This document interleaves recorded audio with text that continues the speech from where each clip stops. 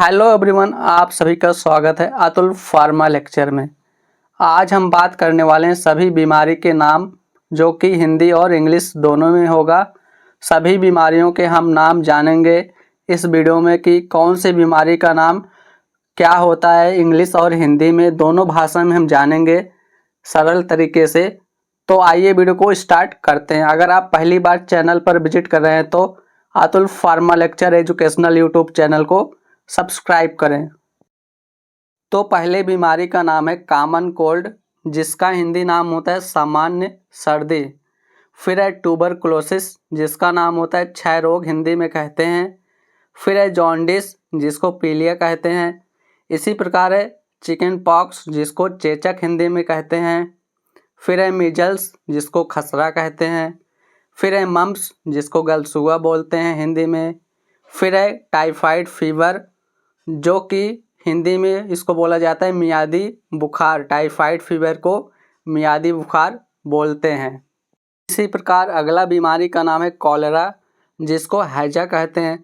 फिर है urinary tract infection, जिसका हिंदी मीनिंग होता है मूत्र मार्ग संक्रमण।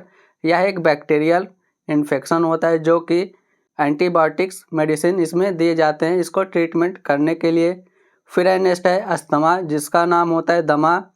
फिर है कॉन्स्टिपेशन, जिसको कब्ज कहते हैं। फिर है डायरिया, जिसका हिंदी मीनिंग होता है दस्त। फिर इसी प्रकार अगली बीमारी का नाम है इरिटेबल बाउल सिंड्रोम, जिसका हिंदी मीनिंग होता है पेट की ऐंठन। तो आईबीएस को पेट की ऐंठन हिंदी में कहते हैं।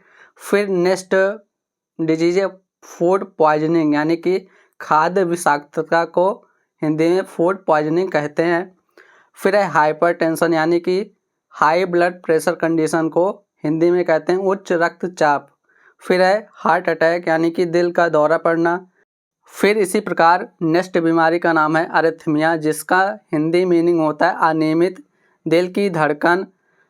अब जो नेक्स्ट बीमारी है वह मोस्ट कॉमन डिजीज है, यानी कि डायबिटीज, जिसका हिंदी नाम होता है मधुमेह या शुगर, जो आम भाषा में कहते हैं। फिर नेक्स्ट है ओबेसिटी, जिसका हिंदी मीनिंग होता है मोटापा। फिर नेक्स्ट है माइग्रेन, यानी कि सिर के एक तरफ दर्द होना। फिर है एपिलेप्सी, यानी मिर्गी आना। फिर नेक्स्ट जो बीमारी है वह है अल्जाइमर डिजीज, यानी कि भूलने की बीमारी को अल्जाइमर डिजीज कहते हैं। फिर है अर्थराइटिस, जिसको गठिया शब्द से जानते हैं। अब इसी प्रकार हमारी अगली बीमारी का नाम है एक्ने, जिसको मुहासे कहते हैं। फिर है स्किन एलर्जीज, यानी कि त्वचा में एलर्जीज होना। फिर नेक्स्ट है डिप्रेशन, यानी कि अवसाद में होना को डिप्रेशन कहते हैं। फिर है एंजाइटी डिसऑर्डर, यानी कि चिंता होने पर एंजाइटी डिसऑर्डर शब्द यूज किया जाता है। फिर है इनसोम्निया, यानी कि नींद ना आना मीन्स अनिद्रा होना।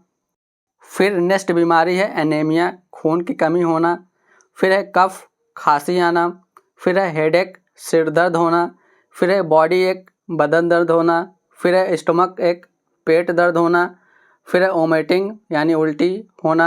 फिर है इंडाइजेशन, यानी कि अपच होना। फिर है कंजक्टिवाइटिस, यानी कि आँख आना, यानी कि पिंक आई होना। फिर है हाइपोटेंशन, यानी कि निम्न रक्तचाप, यानी कि लो ब्लड प्रेशर को हाइपोटेंशन कहते हैं। फिर है स्ट्रोक आना, यानी कि दौरा पड़ना। अब अगली बीमारी का नाम है ओफिंग कफ, यानी कि काली खांसी होना। फिर है रिंग वार्म, यानी कि दाद होना। फिर है किडनी स्टोन, गुर्दे की पथरी होना। फिर है एलोपेशिया, यानी कि बालों को झड़ने को कंडीशन को एलोपेशिया कहते हैं। फिर नेक्स्ट है फीवर, यानी कि बुखार होना। फिर है इरेगुलर पीरियड, अनियमित मासिक धर्म होना। फिर है हैवी ब्लीडिंग, अधिक रक्तस्राव होना। फिर है ब्रेस्ट कैंसर, स्तन कैंसर। अब अगली बीमारी का नाम है एमेनोरेया, यानी कि मासिक धर्म की एब्सेंस होना को एमेनोरेया कहते हैं। फिर है डिसमेनोरेया, यानी कि अधिक दर्द होना। फिर है एंजाइना, यानी कि छाती में दर्द होना। फिर है स्वेलिंग, सूजन होना। फिर है डिजीनेस, चक्कर आना। नेक्स्ट है नोजिया, जी मचलाना। नेक्स्ट है पेन, दर्द होना। फिर है स्किन डिजीज, त्वचा रोग। फिर है न्यूरोपैथिक पेन, यानी कि नसों में दर्द होने की कंडीशन को न्यूरोपैथी पेन कहते हैं। तो इसी प्रकार अब अगली बीमारी का नाम है पिंपल, जिसको फुंसी कहते हैं। फिर है एचिंग, खुजली होना। फिर है हिकअप, हिचकी आना। फिर है फाइलेरिया, यानी कि हाथी पाँव होना। फिर है स्प्रेन होना, यानी कि मोच आ जाना। फिर है ट्यूमर, यानी कि जिसको गांठ कहते हैं, फिर है लेप्रोसी जिसको कोढ़ कहते हैं, फिर है स्वेट यानी कि पसीना आना, फिर है स्नीचिंग यानी कि छींक आने की कंडीशन को स्नीचिंग कहते हैं। तो दोस्तों इस प्रकार हमने इस वीडियो में 65+ डिजीज़ को हिंदी और इंग्लिश में समझा कि उस नाम को हिंदी में क्या कहते हैं और उसको इंग्लिश में क्या नाम दिया गया है।